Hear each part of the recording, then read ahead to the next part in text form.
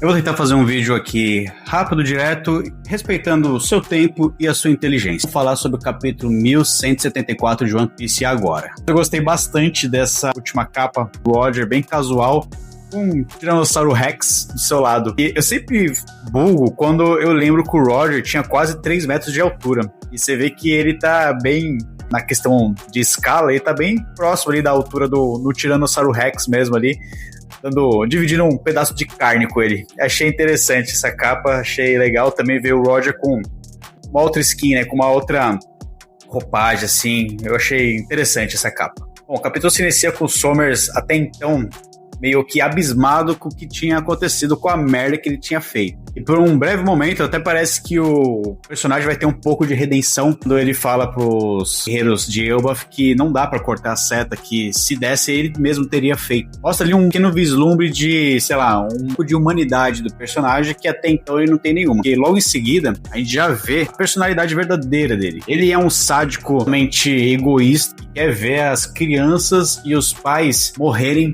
tudo ao mesmo tempo, indo e sendo da pior maneira possível. Ele se diverte com essa possibilidade e faz até uma cara de prazer ao pensar nessa possibilidade. E mais um pouquinho do egoísmo desse personagem, que é o Somers. Ele pensa ainda que se tudo der merda, o resultado disso será cobrado pela Gun, já que ela está possuída por Imu.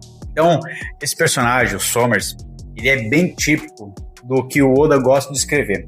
Eu acho que o Oda escreve muito bem vilões. Ele faz o pior ser humano que existe, pior ser, na verdade, que existe, e ele faz todo mundo criar ódio pelo vilão. E o Somers é bem típico personagem vilão que o Oda escreve. É o cara que é egoísta, que é trouxa, que é grotesco e que mata até criancinha se precisar, né? Então, o Somers, ele é literalmente um lixo.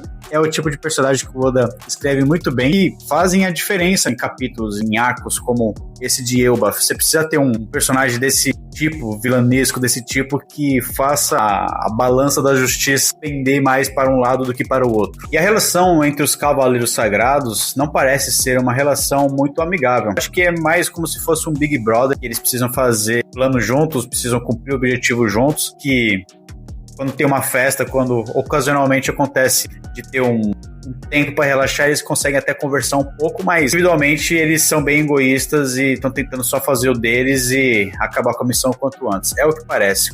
Principalmente com a fala do Kirigan, que ele fala, poxa, o que aquele idiota do Somers está fazendo? Então eu acho que realmente o pensamento do Somers de culpar a Gunko sobre o desastre que a missão poderia ser, eles são bem individualistas e que não pensam em camaradagem. Eu acho que, por exemplo, se tivesse a oportunidade de pisar na mão de um deles que estivesse próximo a cair de um penhasco, eles fariam isso para, sei lá, de repente subir um pouco mais na hierarquia ou na moral com o Imu.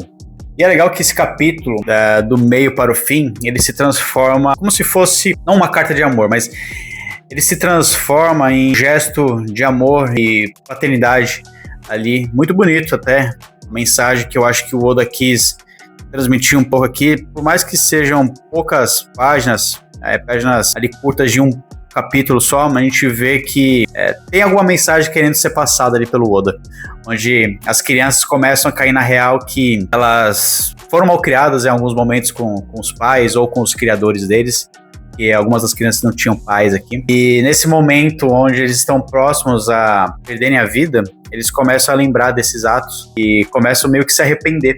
Eu achei bem legal, bem forte essa mensagem, acabou me tocando mais nesse sentido de parecer que o Oda queria mandar uma mensagem, sabe? Eu acho que, eu não lembro se o Oda tem filhos, não sei se eu já vi essa informação em algum lugar, mas eu acho que o Oda ele deve sofrer muito com essa questão de ser pai que tem um trabalho que é tão rigoroso para ele que, assim, alegra milhões de pessoas ao mundo, só que ao mesmo tempo deve afastar um pouco da família. Eu acho até que o One Piece, os criadores, os editores ali, quem tá por trás, todo o mecanismo administrativo do mangá de One Piece, quando eles concordaram em dar essas pausas semanais, eu acho que tem muito a ver com isso, do Oda poder se aproximar um pouco mais também da família. Não tô falando aqui, não sei da vida do Oda, se ele é próximo ou não da mulher, dos filhos, não sei se ele tem filhos também, mas eu acho que alguns capítulos, assim, eu acho que o Oda ele gosta de colocar um pouco da relação humana e até um pouco de mensagem do que ele não consegue ter com a família, sabe? Porque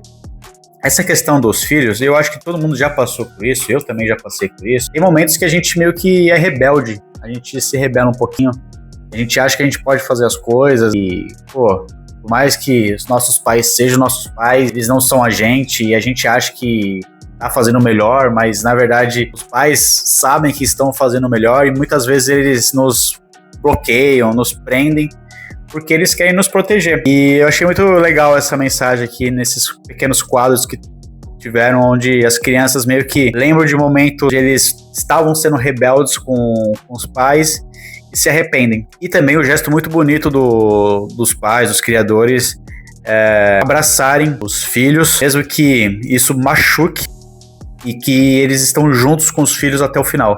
Eu achei muito bonito, muito, muito emblemático esses pequenos quadros onde tiveram essa relação humanizada dentro do quadrinho, dentro do mangá. Eu achei que foi muito legal essa mensagem, eu achei que valia a pena. Eu acho que, na verdade, foi assim, lógico, tirando o momento final do capítulo, esse foi o melhor momento do capítulo e um dos momentos marcantes do arco. Eu acho que quando a gente lembrar do arco de Elbaf, eu acho que, pelo menos pra mim, eu vou lembrar desse momento onde os pais se sacrificaram e apesar dos espinhos que os filhos possam causar e nos machucar, a gente sempre vai ser pai e a gente sempre quer estar junto com eles. Eu não sou pai ainda, mas eu sempre tive uma relação muito boa com meus pais e eu, assim, como eu falei, me tocou bastante essa parte do capítulo, eu achei muito legal mesmo. E assim, não esperava ter esse tipo de relacionamento. Eu achei que essa questão das crianças, com os guerreiros, com os pais, eu achei que ia ficar muito de escanteio, muito secundário, mas acabou ganhando um peso a mais nesse contexto aqui do capítulo. E é legal ver que nos flashbacks ali, a gente tem, inclusive, do filho da Ripley, do Gaban, ele tem um bonequinho do Emmett, do robô.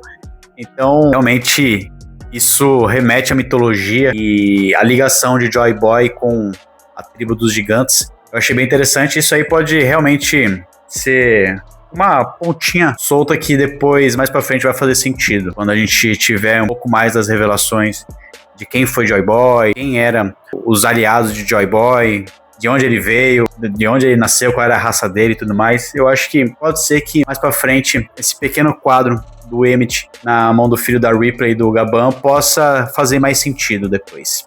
Bom, e já indo pro final, a gente vê que algo colossal acontece quando os guerreiros, junto com seus filhos, caem do abismo. Eles simplesmente caem numa montanha, praticamente. Só que é engraçado porque eles caem em algo fofo. Eles não morrem, graças a Deus, eles ficaram bem. Ou melhor, graças a Nika, porque o local que eles caem é em cima de uma criatura, e essa criatura tinha ali como companheiro Luffy, no Gear 50. Ele tava ali fazendo como se fosse um balão de ar e conseguiu proteger todo mundo. E aí a gente descobre que essa criatura colossal é, na verdade, Loki. Então é revelado o poder da sua Akuma no Mi. E basicamente, Loki é o Nidhogg, que é o dragão na mitologia nórdica, que era responsável por comer as raízes da Yggdrasil, que Yggdrasil representava o planeta, o mundo, e as valquírias sempre tentavam afastá-lo das raízes e ele comia as raízes ali. Ele simbolizava também a destruição do mundo. Então, assim, muito provavelmente é uma referência a Nidhogg, que era o maior dragão ali da mitologia, que Nidhogg na mitologia ele era mais um dragão serpente. E aqui o Loki ele tem uma aparência de um dragão bem mais conhecido que da era medieval ali de Game of Thrones, por exemplo, que a gente conhece. E não tem relação com, não se parece com o dragão de Kaido, que também era um dragão serpente, um dragão mais chinês, que é um dragão mais dos contos europeus aqui, vamos dizer assim, mais medieval, de 4 patas, quadrúpede, simplesmente gigantesco, cara. E aproveitando, se você gosta da mitologia nórdica, eu tenho aqui nas minhas mãos exemplar de, eu acho que um dos mais completos livros sobre a mitologia nórdica de todas as lendas aqui, é simplesmente fenomenal, do Neil Gaiman. Neil Gaiman também fez Deuses Americanos, fez também uma série que tá na Netflix, o Ai, o cara é o pesadelo, esqueci o nome agora. Na verdade, ele é o deus dos sonhos. Esqueci. Sandman, ele também fez Sandman. Então, é o mesmo criador. E aqui, ele, no glossário que tem no finalzinho do livro, ele faz uma descrição sobre Nidhogg, que era um dragão que devora cadáveres e mastiga as raízes de Yggdrasil. Só que também gigantesco, né? Então eu acho que realmente faz referência. E aqui o Oda, apesar de ter já mostrado a aparência do Loki nessa forma da Akuma no Mi dele, eu acho que ele ainda não colocou todos os detalhes. Eu acho que ele vai ainda mostrar mais detalhes. O Oda sempre como que ele coloca, por exemplo, assim, a Imu, que parece uma grande sombra, também fez assim o Loki como uma grande sombra no formato de um dragão. Eu acho que ele ainda vai colocar mais detalhes de como é, de fato, a transformação do Loki nessa Akuma no Mi. Tá bem cartunesco, né? Tá bem...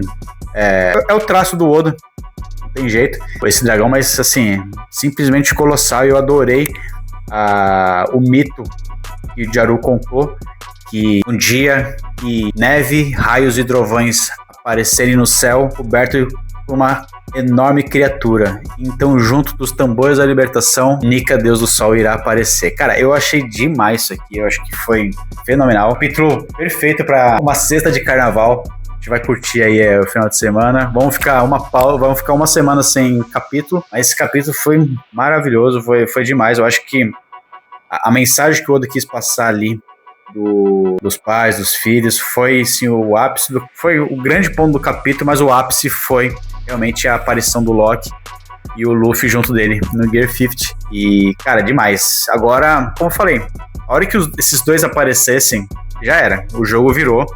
E somente um novo personagem do grupo dos vilões aparecendo que vai conseguir equilibrar essa balança aí, porque não tem jeito. Aqui, os Mugiaras e os guerreiros de Elbaf, eles estão na vantagem total. E agora, com o Loki aparecendo desse tamanho colossal, bicho.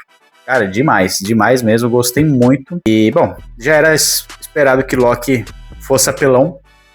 E essa Akuma no Mi dele foi demais. Eu quero ver, tô louco pra ver esse design 100% revelado dessa forma do Loki e também ele na forma híbrida. Esse aí foi um capítulo curto, de 15 páginas. Tudo bem que teve aqui painéis duplos com a revelação do Loki. Também teve painel duplo ali dos pais caindo com os filhos. Um capítulo curto, assim, uma semaninha agora de pausa. Foi mais para revelar já o Loki. Assim, eu que tô acostumado, que eu vejo One Piece há 18 anos, eu entendo que o arco ele foi acelerado. Eu acho que Egghead já foi um arco acelerado, agora Elbaf já foi um arco acelerado. Eu falo acelerado em comparação aos outros arcos. Se a gente pega o Wano, por exemplo, o Water 7, todos esses arcos aí, antes mesmo, eles eram todos enormes. Demorava anos pra acabar, né? E Elbaf foi, eu acho que coisa de um ano, né, ao todo, e já tá acabando já. Capítulos, assim, as coisas não estão sendo enroladas pra acontecer. Teve também o flashback, que foi o melhor flashback até o momento do Shibek, e foi um capítulo curto, mostrou aí também um pouco dos poderes do Loki, que ele consegue realmente, acredito eu, que trazer os elementos de cada terra de Midgard ali, ele consegue trazer neve, trovão, ele vai também conseguir trabalhar com todos os elementos, acredito. Ele é muito apelão mesmo, força física, estatura, poderes elementares, então realmente um personagem bem apelão, e que com certeza vai ser a chave. Eu já fiz vídeos aqui falando que Loki é a chave para o amanhecer. Ele também vai controlar o exército dos gigantes congelados da Galeilá. Cara, assim, demais. O futuro de One Piece é promissor e tá acabando. Tá acabando e esse sentimento é estranho de ver que as coisas estão sendo aceleradas, estão acabando, mas assim, é satisfatório ver. É satisfatório. Tô gostando bastante. Deixa aí seus comentários o que vocês acharam do vídeo. Me ajuda aí nessa e até a próxima. Valeu, fui!